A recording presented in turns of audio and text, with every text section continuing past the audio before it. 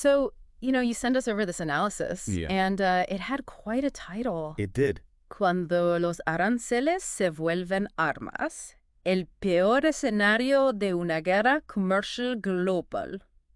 Yeah, that's a mouthful. It is a mouthful. And it really grabbed our attention. Right. Just the title alone, Yeah. This isn't like some, Your average trade tiff. Yeah, exactly. Just like a little, spat. This Yeah. is like, This is the big one. yeah, this is getting serious. Yeah. So this analysis, it really dives deep into this potential crisis that could be sparked by the U.S., just aggressively imposing tariffs. Unilaterally. Yeah. And we're going to unpack all Yeah. the big risks. Huge risks, yeah. That are highlighted, in this analysis. Yeah. And we're going to try to give you a clear route through some Right, pretty yeah. complex stuff. Very complex stuff. Yeah. So Yeah, it does lay out a potential path from, Okay. like blissful trade cooperation to outright conflict, right. and, Yeah. and we're going to map out all those systemic dangers that it identifies.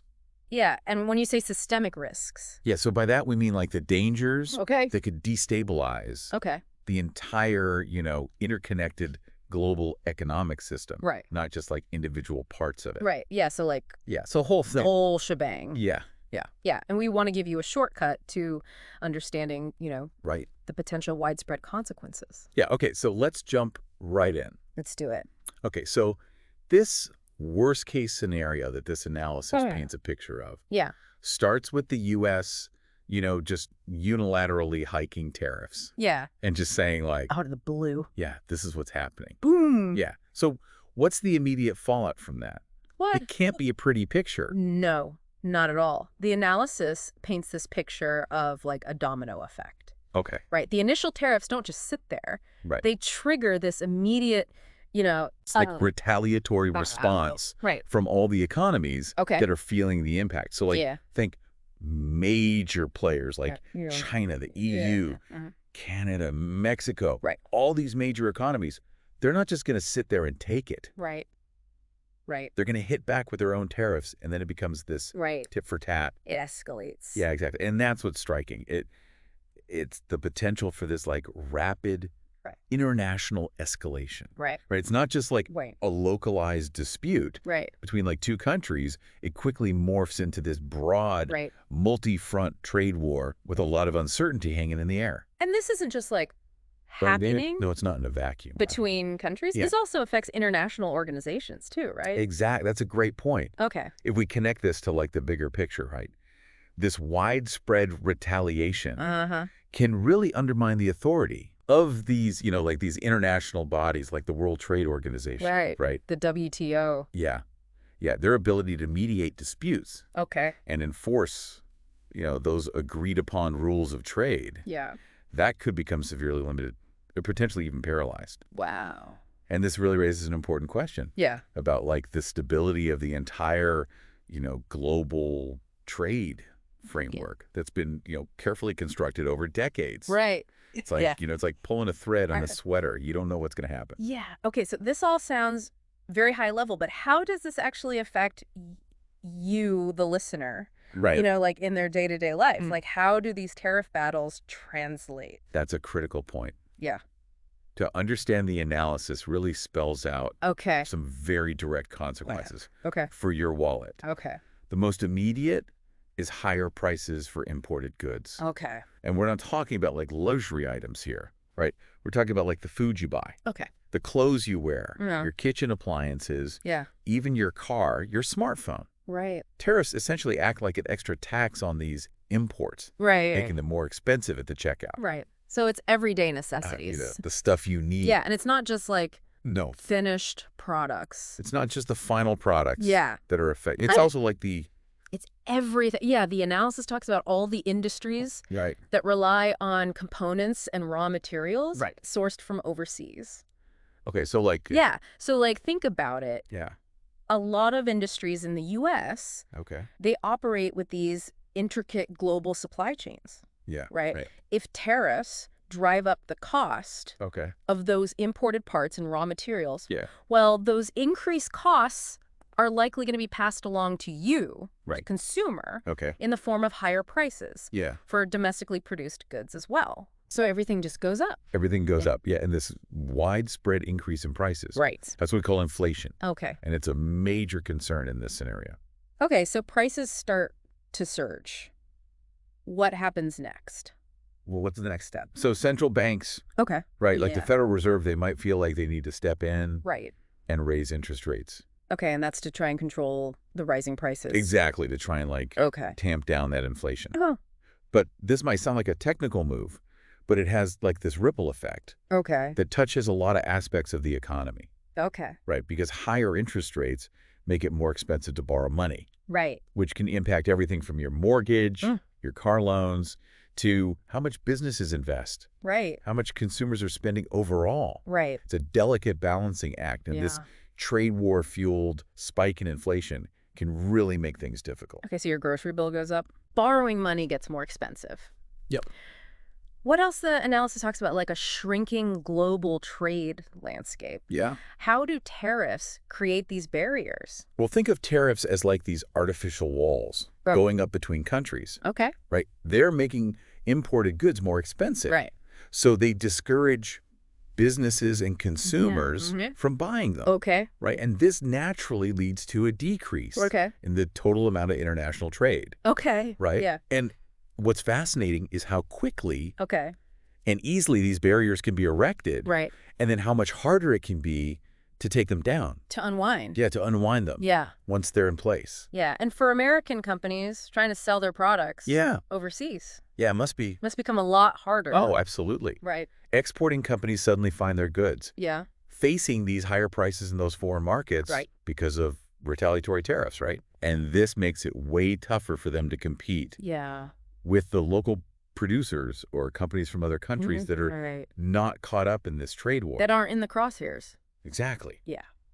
And the analysis points out, certain sectors like agriculture, manufacturing, technology, where international trade is a huge part of what they do. Right. They become particularly vulnerable. So businesses struggle to export. Yeah.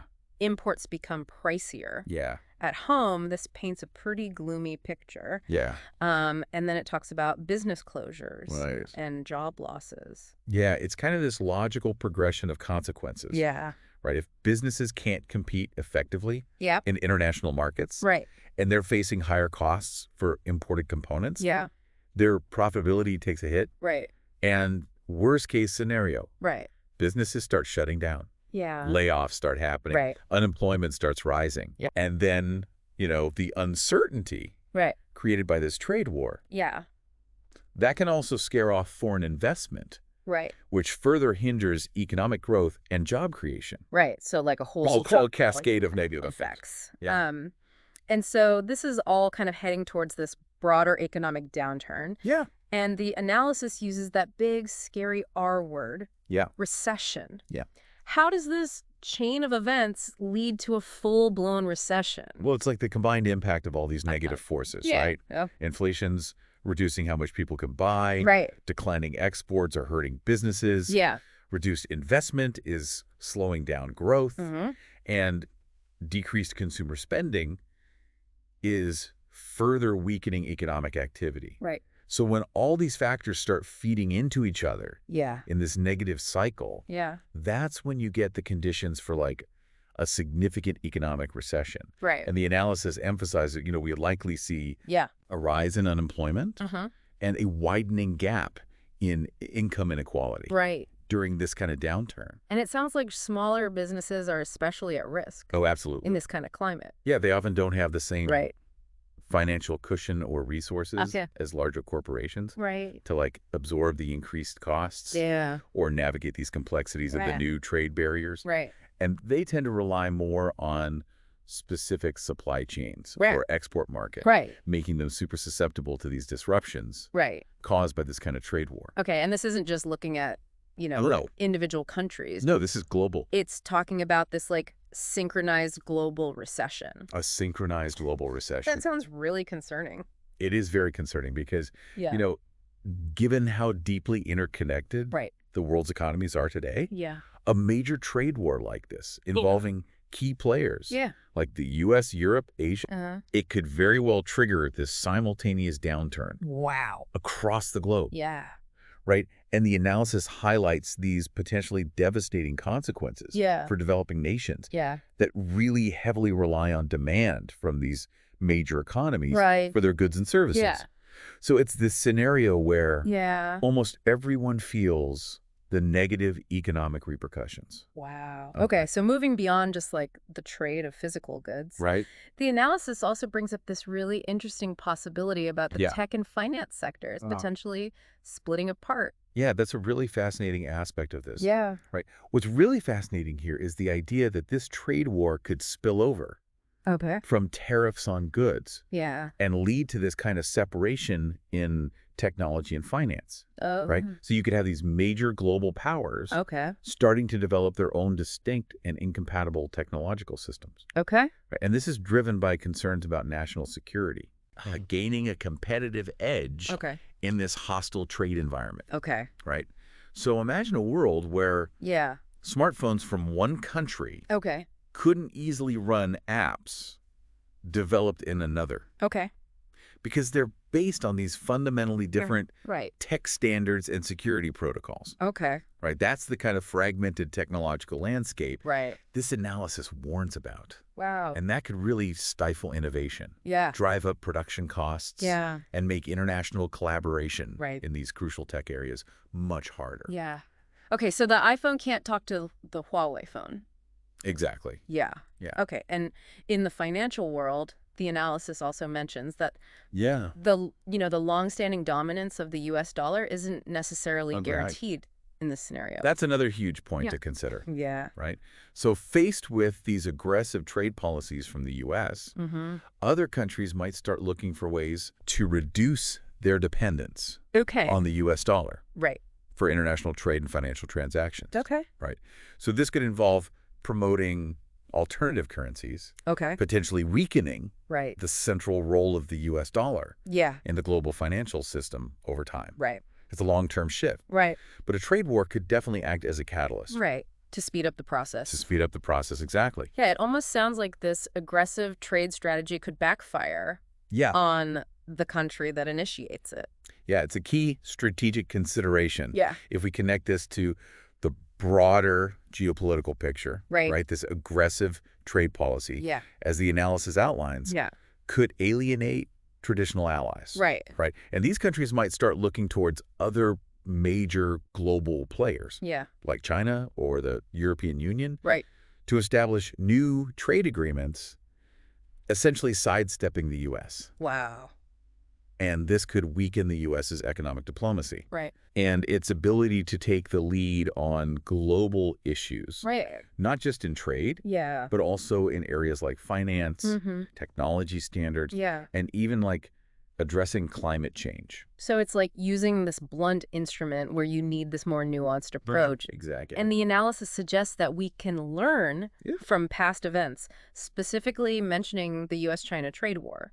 From 2018 to 2020. What's the value in looking back at events like that? Well, studying historical cases like the U.S.-China trade war, it provides us with valuable insights into the real-world consequences of these trade disputes.